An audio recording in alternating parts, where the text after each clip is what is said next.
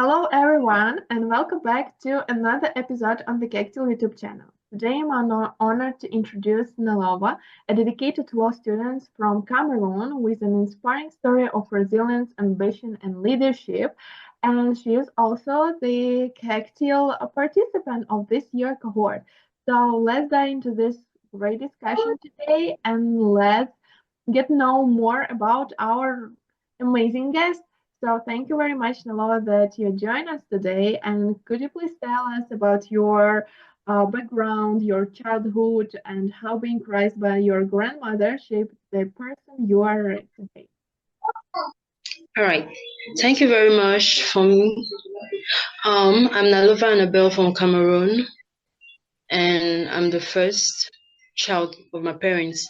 I live with my grandma due to the separation of my parents, and ever since she has been the one catering for I and my siblings. And it's been good so far. I'm a final year student in the University of Boya, studying law, public law to be specific. And I'm happy to share my experience with Kectil. And I'm happy that I was part of the program for this year, and I've gained a lot so far. Thank you. Thank you very much for being today with us, and thank you for sharing your story. And I'm so glad that you have a wonderful grandmother with whom you're living right now, because not all young people they are able to see their grandmother. So I'm glad to hear that and hope that everything all right. And let's talk a bit about your journey and personal background. As you already mentioned, you are the eldest sibling in your family. So could you please tell us how has being the eldest sibling in your family influenced your sense of responsibility and ambition? Oh, okay. Thank you once more. Being the eldest is quite challenging, having to cater for your junior ones, trying to make use of yourself, be educated, be useful, and that's quite challenging. But I try my best though. I try my best to be perfect in the slightest way I can.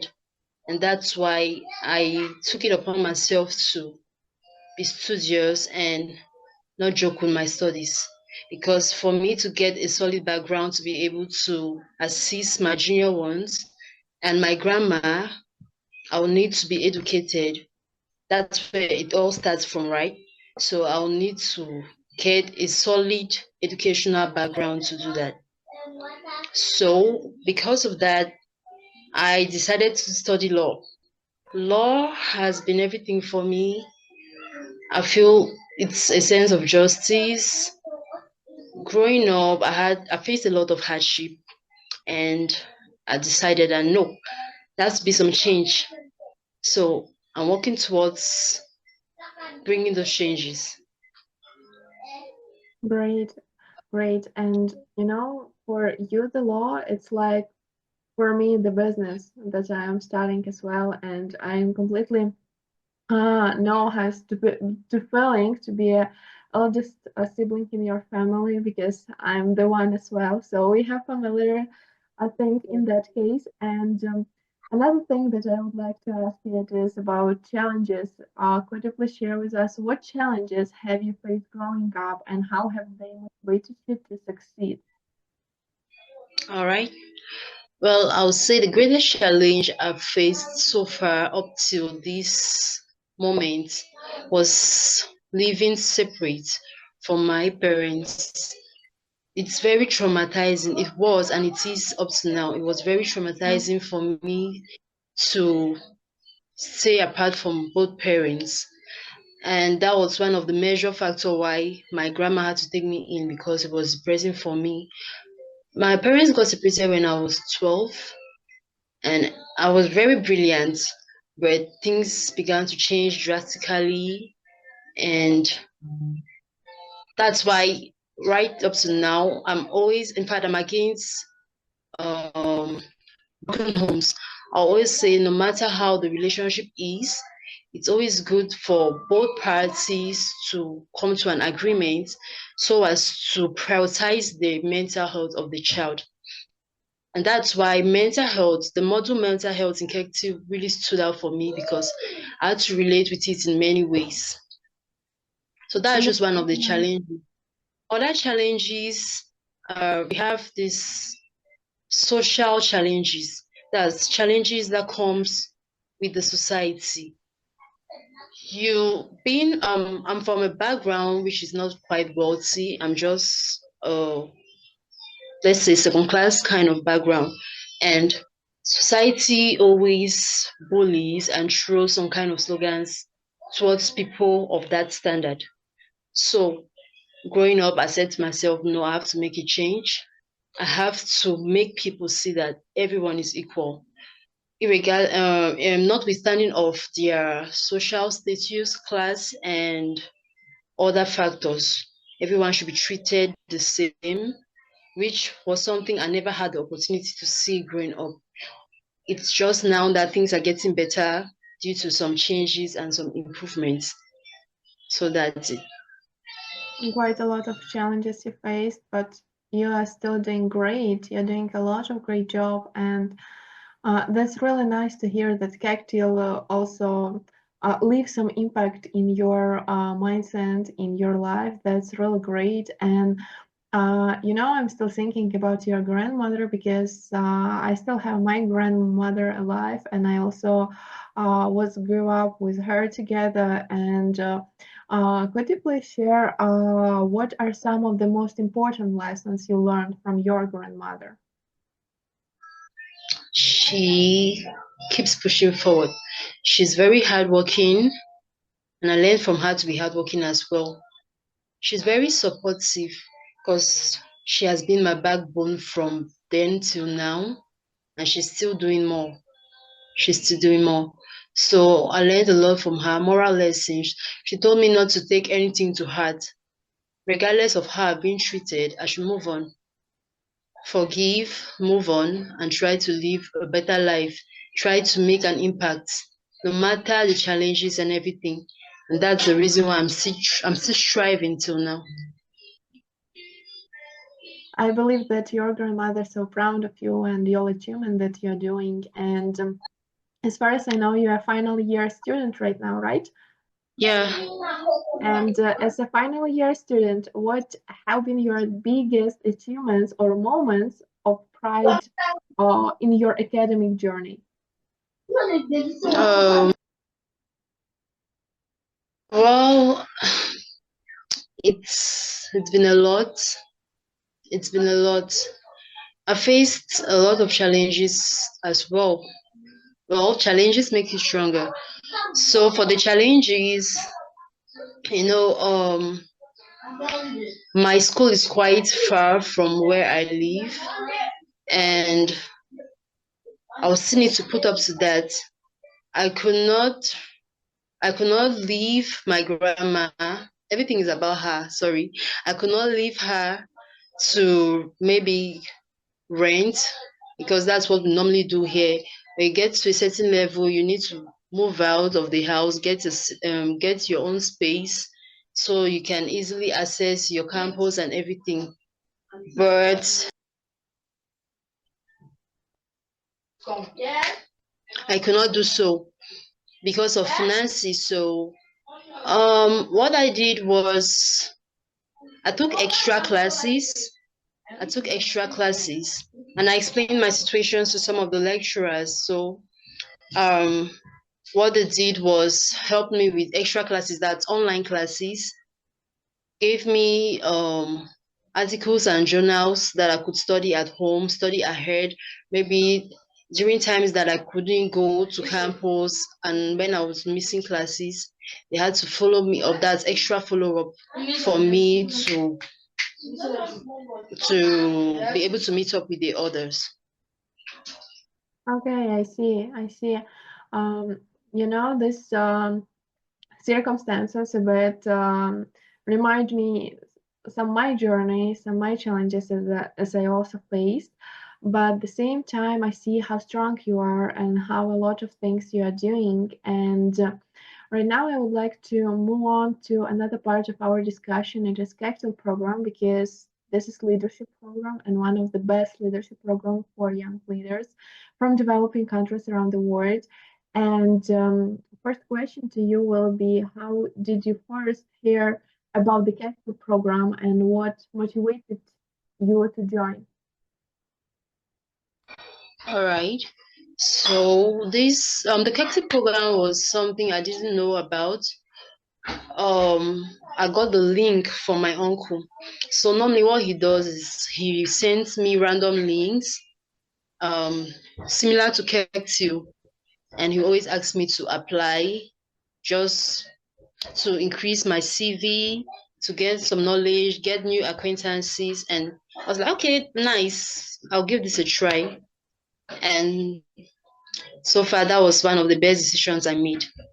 Wow, that's great to hear. That's great to hear. For me, it was also one of the best decisions that I made. And right now, I can opportunity to talk with the wonderful people, amazing leaders from around the world, and that's what Kectil brings to our lives.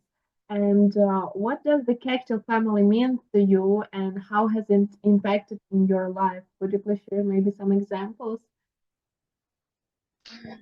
Um, Kectil, Kectil is like an extra hand, a family that I never had until I had. So, yeah, I made new friends, a couple of friends. We have Wilfred from Nigeria. I made a lot of friends. Alim. So they have been the ones helping me follow up, making sure that I do my assignments on time, finish up my modules and the rest. So yeah, and the assignments as well, they have been really impactful rather. They have been impactful to me. For instance, the personal finance module, that was very helpful to me because before I had to do that, I was facing a lot of challenges with managing my finance, but after that module, I saw some improvements. That's really nice to hear. So I believe that finance and budgeting is one of the favorite models for you because right now you're getting more new skills that you can use in your daily life. And can you share one or two key takeaways from your time in the program? Maybe there was some lesson that you can share with our audience. Very well then. One of the lessons I learned from Kectil was that everyone is capable of something productive. Everyone has that zeal. You just need to push forward so that you can produce out of what's within you. That's a great lesson. Thank you very much for sharing it. And how has Kectil helped you build confidence and prepare for a future leadership role? Quite well, because at first I was really shy. I had very few friends. I could not even express myself properly in public because I felt inferior. So after attending um, the programs that Kectil had produced, after attending those programs, I saw a great change. That's really nice. That's really nice. And how do you plan to use um, your experience in the Kectil program and also your law degree to make a difference in your community? Oh, all right. Well, I have a plan actually. What I have in mind is to reach out to young people. Um, my target population is youths between 16 to 19, because I feel that those are the people with the greatest challenges so far, where they suffer a lot of things, peer pressure and the rest. So those are juveniles. So I feel that those are the people who really need more attention now in society, because if you can address some of their issues now at the level at which they are, they have the tendency of turning into better persons in the future. So I have a plan of reaching out to them, sharing some word of advice with them, trying to advise them on how to build a career or so, and many more. Wow, that's great. So you're already doing quite a lot of work for bringing some difference in your community, and that's one of the hardest jobs, just to be involved in the other lives and help them to build a successful future. So thank you very much for the things that you're doing, and let's talk a bit about leadership and ambition. What does leadership mean to you, and how do you embody it in your life? Um, Leadership. For me, leadership is a lot. Well, there's this notion that people have that to be a leader, you must be perfect. But I don't think so. I feel that everyone can be a leader. You just need to have a focus. You need to have a focus, and secondly, you need to be determined. Once you're determined, have a focus and a vision, and you're good to go. You have to have a target of what you want to achieve at the end, and you need to lead by example. You mentioned about achievements and what would you like to achieve. I guess it is one of the key things for everyone in their lives, especially for leaders. And maybe are you able to share with us what are your short-term and long-term goals that you would like to achieve in your life or in your career that you're doing? Sorry, can you please take that over? Yes, I was asking what are your short-term or long-term goals that you would like to achieve in your life or in your career? Hmm. My my short-term goals. Honestly, I just want to be successful. I Well, guess it is one of the best goal because it could be short term, it could be long term, and you always know that you need to do quite a lot of things for being a succeed, and I guess that's one of the best goals that I ever heard. Thank you very much for mentioning it because I guess everyone just shy to mentioning it, and everyone just saying, okay, I want to get big family or buy a car or buy a computer or something like that. And all the things, it just steps in the way for getting success. So thank you very much for bringing it to the table. And maybe you can share with us what inspires you to work hard as you're doing right now and make your family proud of you.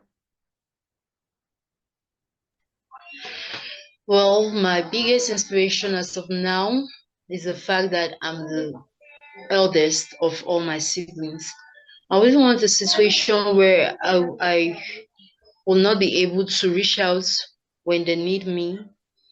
I always want to lead by example, have an impact in their lives, and I will not want them to experience all the trauma and terrible things I went through. So I've decided to take it upon myself to work hard. I just want to work hard so that I can give them a better life. That's great. That's great. And let's talk a bit about law in your country and your career as well. Because as a young woman in law and leadership, what do you think are the biggest challenges women face today in your country or maybe in the world? Woman, as a woman, challenges. Well, women are not regarded. Women are not regarded in Cameroon. Why is it so? That's because the feel that many people have the notion that they bring nothing to the table, that they are not helpful in any way. So that's a major problem now that's still occurring, and it's left for the women to prove to the world that yes, we are capable of things. But in Cameroon, they feel like women are just a liability. it's very few women are trying to make an impact. And I think that's where the problem is from, because they don't see that they can actually make use of themselves. That's really, sad to hear that.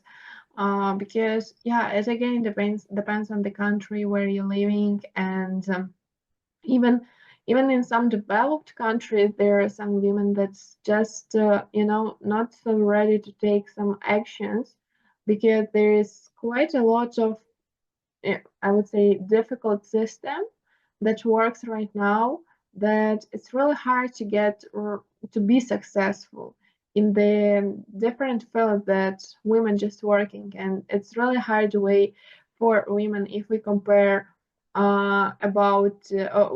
if we compare with men's, because yeah, we still have some stereotypes, of course, in the society, but again, it depends of the country where you're living, and it depends of your your availability and your decision if you wanna do something or not. And you're doing just a great job, and you are studying right now, you're helping your family, you're studying in the different courses and programs like the Kectil program, and you are learning a lot. And the another question to you will be about your balancing between your responsibilities like a student, eldest sibling, and future leader, of course, and maybe you have some secrets or tips for our viewers that you can share with us. What helps you to do this balance, or maybe there is some time management secret that helps you to deal with everything that you have in your life. It's nothing much. It's nothing much. Of course, time management is the key. I have a study program. I know from this time to this time I'm at school, and when I'm back, I have time to spend with my family. And from this time to this time, I know it's time for me to study. So it's just like a program schedule. Nothing much. Thank you very much for sharing with us. And we're almost finalizing our interview for today, but still, I have a few questions for you. And first one, it is, what advice would you give to other young people who face challenges similar to yours?